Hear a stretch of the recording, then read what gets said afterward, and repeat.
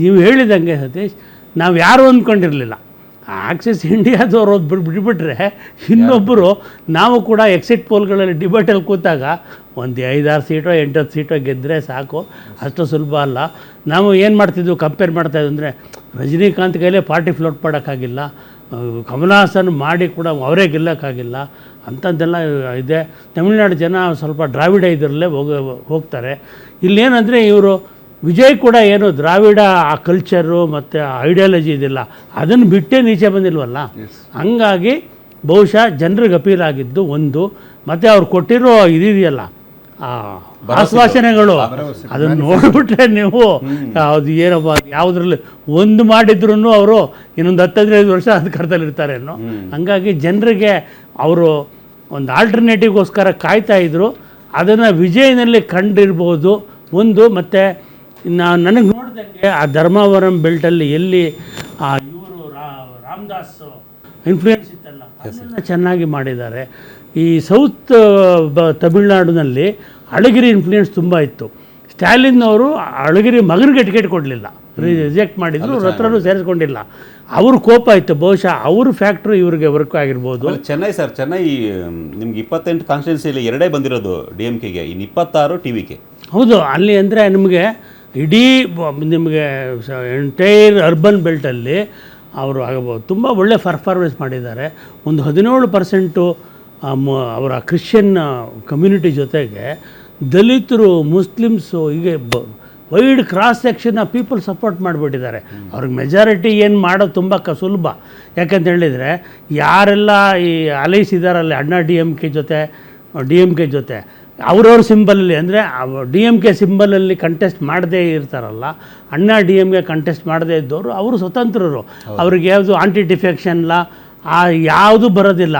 ಅವರು ಅಂಥವ್ರು ಒಂದು 14-15 ಜನ ಇದ್ದಾರೆ, ಅವರಲ್ಲಿ ಯಾರಾದರೂ ಬರ್ತಾರೆ. ಹಂಗಾಗಿ ಅದೇನೆಂದರೆ ನೀವು ಈ ಸಿಂಗಲ್ ಎಲಿಮೆಂಟ್ಸನ್ನ ತಗೊಂಡಾಗ ಸ್ಟೆಬಿಲಿಟಿನ ಎನ್ಶೂರ್ ಮಾಡೋದು ತುಂಬ ಕಷ್ಟ.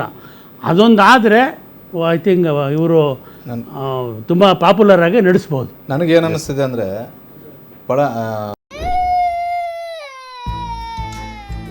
ನಿಮ್ಮ ಮಗು ಅಳ್ತಿದ್ಯಾ? ಹಾಗಾದರೆ ನಿಮ್ಮ ಮಗುವಿಗೆ ಜೀನಿ ಸರಿ ಇಟ್ಕೊಡಿ. ಯಾಕಂದರೆ ಜೀನಿ ಸರಿ ಇಟ್ಟು ನಿಮ್ಮ ಮಗುವಿಗೆ 100% ಸರಿಯಾದ ಆಹಾರ.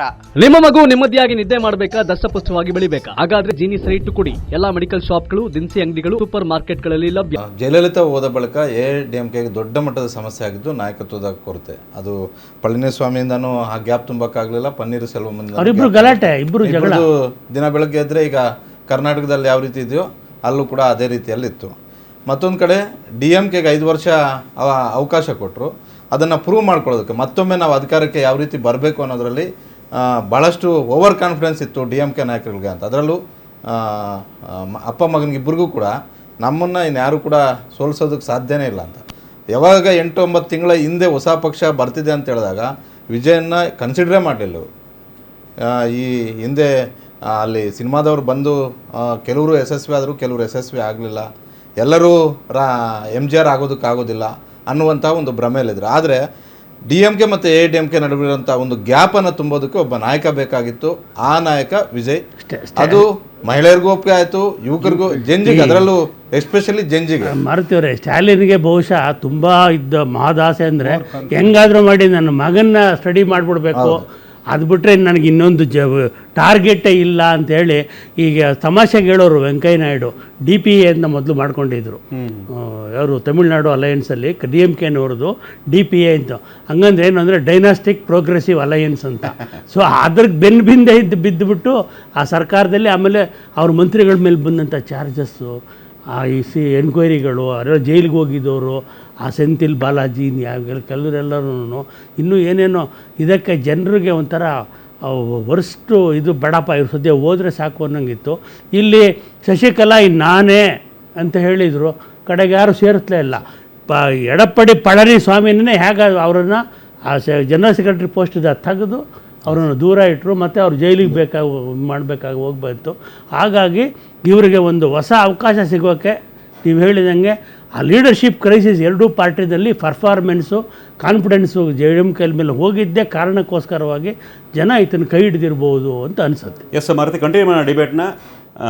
ಮುಂದೆ ಅಂದರೆ ಈ ತಮಿಳ್ನಾಡಿನಲ್ಲಿ ಈ ರೀತಿಯ ಒಂದು ವಿಶೇಷವಾದಂಥ ಒಂದು ರಿಸಲ್ಟ್ ಏನು ನೋಡ್ತಾ ಇದ್ದೀವಿ, ಇದಕ್ಕೆ ವಿಜಯ್ ಸ್ಟಾರ್ಗಿರಿ ಕಾರಣನ ಅಥವಾ ಜನಜಿಯವರ ವೋಟರ್ಸ್ ಕಾರಣನ ಅಥವಾ ಮಹಿಳೆಯರ ಕಾರಣನ ಅಥವಾ ಗ್ಯಾರಂಟಿಗಳು, ಅಂದರೆ ಎಲ್ಲ ಪಕ್ಷಗಳು ಗ್ಯಾರಂಟಿ ಅನೌನ್ಸ್ ಮಾಡಿದ್ದು, ಬಟ್ ವಿಜಯ್ ಅವರ ಒಂದು ಭರವಸೆಗಳು, ಅವರ ಒಂದು ಮ್ಯಾನಿಫೆಸ್ಟೋನ್ ಇತ್ತು, ಸಿಕ್ಕಾಪಟ್ಟೆ ಬೇರೆ ರೀತಿಯಾಗಿತ್ತು. ಅದೆಲ್ಲರ ಬಗ್ಗೆ ಡಿಸ್ಕಸ್ ಮಾಡೋಣ. ಅದಕ್ಕಿಂತ ಮುಂಚೆ ಒಂದು ಸ್ಮಾಲ್ ಬ್ರೇಕ್.